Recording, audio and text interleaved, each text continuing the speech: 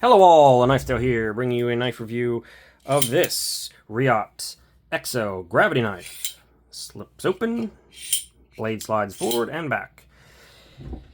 So these are pretty popular, or were when they came out. They came out in a larger size. This is the medium with the lock. The first one didn't have a lock or a pocket clip. Yeah. So we're going to jump in here. I haven't been showing the Zircuti because this is a bit of a fancy variant with some of, this is what sold me on the knife. I'll be completely honest with you. That is just stellar Zircuti. It's great. 100%. That's what made me really interested. I'll be honest. And it was not cheap. This variant of this knife was not cheap. There are tons of variants, and there are a few that are even arguably quite inexpensive for what the complexity and what you're getting. But this was not one of those. This was pretty pricey. And for that, you got some pretty thick slabs of Zircuti sitting on the outside of it. Before we talk about the knife anymore, let's just get through specs. You're looking at about 3 1/8 of blade. You're looking at 7 3/4 ish of total overall, and about maybe a little bit more than 4 1/2 in handle length. This isn't going to be your standard sort of review. I mean, I haven't used this thing extensively. I'm technically not even legally allowed to carry it. Gravity knives, know your local knife laws, but gravity knives, for some reason, are often very illegal. Don't know why. They're not any more dangerous than any other kind of knife, but they are. So, stupid knife laws is whatever. I mean, personally, that's probably more dangerous. But, whatever. Compared to the small and medium-size knife comparisons, Elementum and Conspirator, it's closer to the Conspirator in length, but the blade length is closer to the Elementum in length. It's mostly handle. Ratios aren't great, but honestly, it's just... This isn't supposed to be just a clean... Hello, dog. How are you doing? Yes, I see you. Hold on just a second. I'll be back with you guys. Just dog needs pet. Dog gets pet. Dog demands pet. Yeah, this isn't a dog where it's like, oh, he comes in and deserves it. No, he comes in and demands it. You don't get to say no. He's just a bug. I really am considering doing the dog review, but I know he's not going to make it at all easy. Not in the slightest. Where was I? It's a square block with the thick inlays, making it even thicker. It's almost as thick as the Conspirator, but without taking the inlays into consideration, just going from the titanium, regular titanium, it's just slightly thicker than the Elementum, so it falls in between the two. Let's take a quick look at that with our calipers. Holy crap! Oh, there we go. I thought they zeroed out right away. Thickness 540 thousandths with the inlays, which is almost Conspirator. Without the inlays, you are looking at about 470 thousandths. Left-handed, you can definitely use it, but it feels a little awkward to engage that lock on the left hand, I'll be honest with you. 118 thousandths blade stock. That's one thing I have to say. This blade stock looks thick to me. I don't know why. What it is about this knife. This looks like it's thicker than it is. What is thick, though, I will admit, is behind the edge is not the thinnest. It's, seems to be about 16 thousandths behind the edge, give or take. It is a flat grind. It's not super thin. It's not super thick, but it's not a tall grind, so you don't have a lot of room. It does get thick quickly. So lifespan on the knife is not exactly what this thing is doing, but I don't think this is really designed or meant to be your, daily driver. You can use it if you're allowed to carry it, or want to carry it and are willing to carry it. Either way. It's definitely usable. It's a functional knife. It's just, you can certainly get a more practical knife. That's kind of what it does here, right? Before we get into, again, talking about it too much, You have more than 2 AA batteries of handle length. Your hardware is T8 all around. I have checked it, including the pieces that hold these posts on either side of the blade, which is what keeps it in its track. All T8 all around. Nice to see.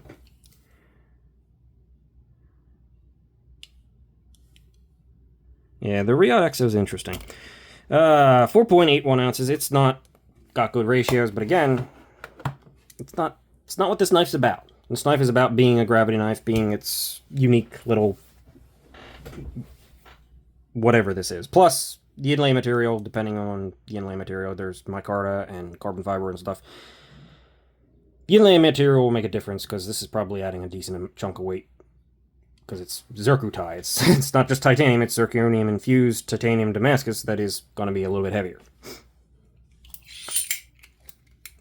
So, now that we're done with the specs, I think I've covered everything that I need to cover. What are we looking at? The Reate Exo-m, there is a large or original size, full-size variant. This is the medium, and there is a slightly smaller variant, just to be... I'll go into that in more detail later, but we're looking at the blade first. So, CPM 3V, not a stainless steel, but tough, very tough, good, solid edge retention. It's definitely going to perform well. It's probably heat-treated decently. Reate does do a decent job.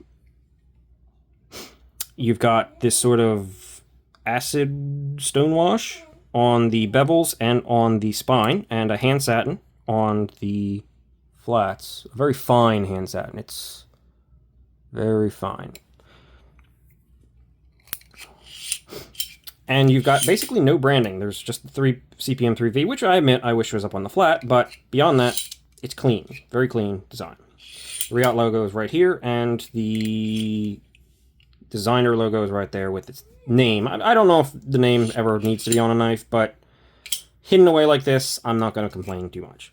This one is serial number 38, which is a pretty early one for this second run of the, or the first run of the medium variant size.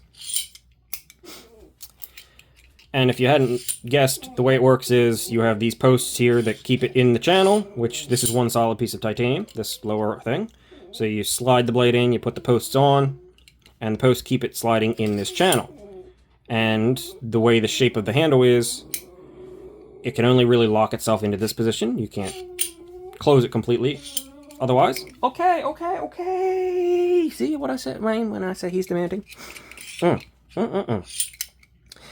So basically you have 2 positions. The lock engages and can only engage in these 2 positions. It can keep it from opening back up in the open or closed position, which keeps it relatively safe in the pocket, compared to the first one, which did not have a lock or pocket clip and was just, you know, freely doing this in the pocket. Not ideal. Really not ideal. I don't know if they ever went back and did a variant of the large one with a lock. I know all the other ones that they've made have had locks after that first run, but I don't know if they ever did a large variant with a lock. Probably. I would assume so. Before we move completely from the blade, the plunge grind sort of ends sort of here. You actually got a decent amount of life. It's not terrible. It's not the tallest thing. It's not a huge choil that you got in there, but you can always cut it deeper. But at the same time, you're real thick quickly because it doesn't have a lot of room to drop down. Even though it's technically not a thick blade stock, even though no matter how many times I look at this thing, it looks thick. I don't understand why. I mean, it's definitely not as thick as the paramilitary too, but it looks it. I don't know what's going on with that, but that's just a trick to the eye, I guess. I digress. Moving on from that, you've got just titanium handles, Reate logo. Nice little details and texturing and milling. I mean, this is some really attractive milling. Do that just on a knife, maybe on an angle or something like that. Just by itself, yes, that's really nice. You've got some jimping, you've got some hand holding, just little extra bits that add to the design, make it a little bit nicer. A little more than just a flat block. Other than that, it's just a titanium sheath here with a little flapper that works off the pivot to lock the blade in place. It's surprisingly simple, as complicated and as much more is going into this than your regular knife. It's still super simple, right? It's not. You don't have to worry about lock bar tension. You're not worried about detent roll or anything like that. It just freely floats. So I mean, it's simplistic in some ways, more so than even your average knife, but there's more parts here, so more complex at the same time. I have to admit, the gravity knife is not the most practical thing in the world. It's just not. Have they done it in a way that I would say can totally be a usable knife that is viable? Yes. In fact, there's a smaller version that's aluminum with a utility blade attachment on the front of it. It's slightly smaller, but it's also like in the $100 range. $150 range. That's probably one of the best variants of this thing, and that's totally viable. Like, I have no hesitation saying, yeah, that's actually a almost practical knife. It's not bad, and the price point, considering how much you're getting, yes, it's aluminum and utility blade, but what you're getting with the complexity and everything, it's kind of recommendable if you're allowed to carry it. And that's the big if here. Can you technically carry one of these things legally? I can't, which has led to this thing not being carried or used almost at all. Almost. No, I've never carried it. Never. Yes, never. Nope. I will admit to nothing. No. No, I have had it in the pocket a couple times. Not very much. I've used it around the house and stuff like that. It's a fun little fidgety thing. And it works a lot better not under the camera. Actually, it works pretty decently even under the camera. Let's be honest. I'm not doing too bad here. Knock on wood. Yeah. Hopefully that remains to be the case.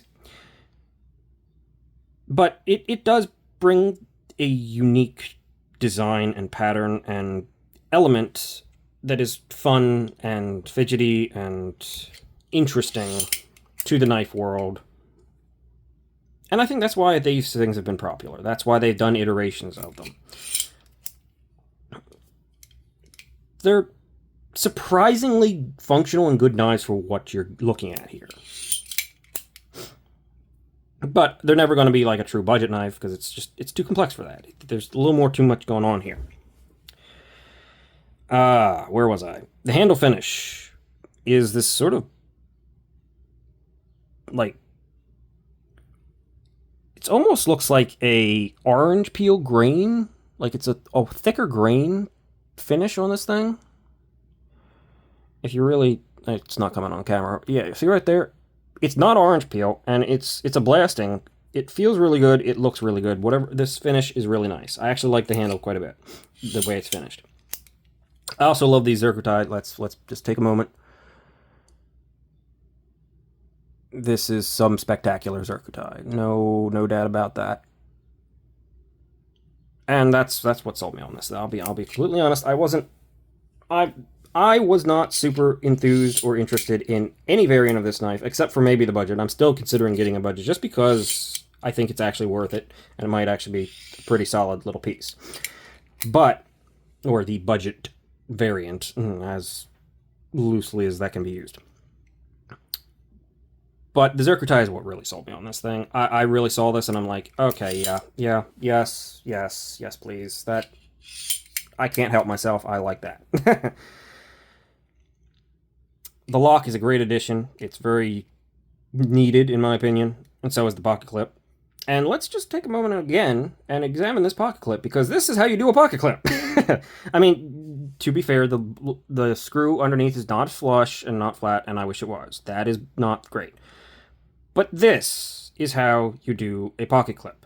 It is short, it has a continuous rise, it is decently wide, it is functional. The highest point is sort of stuck in a position where it's sticking out behind where you're going to grab it, so it's not really uncomfortable. Good retention. It's just a simple folded over pocket clip that is executed well. This is also pure titanium. Everything, the hardware is titanium, other than the blade is steel, and possibly the little, I don't know if these are probably titanium too, but I don't know if they are. Of course, the magnet Unless I took them off, the magnet is going to attract to them because there's steel directly attached to it. But everything's titanium here, including the pocket clip. But this is just, I mean, it's not that hard, people. Companies, come on. It's not that hard. If you didn't have that screw sticking up, this would be just like a wonderful pocket clip. Even as it is, with the retention it's got on it, it's not a bad pocket clip. This works. It's not hard. Somehow it's made to be hard. I don't know. You got Reate fit and finish, so it's pretty good here, right? You can see a little bit of scraping. That's honestly, that looks like might be a little bit of oil in there, but yeah, it scrapes a little. It's kind of the nature of a gravity knife, right? Honestly, it's just, this is a novelty that is fun, but it's well done. It's fun, it's interesting. I can't say it's a terrible knife, even if it gets a little thick and doesn't have the lifespan. Well, the bladed versions won't. The utility bladed version will technically have an endless lifespan. You just replaceable utility blades. But it's not, there's nothing bad here. It's just, can you carry it? Do you want to spend the extra money for this complexity? Do you want this as a knife? When more practical, more efficient, more everything can be had in cheaper price points.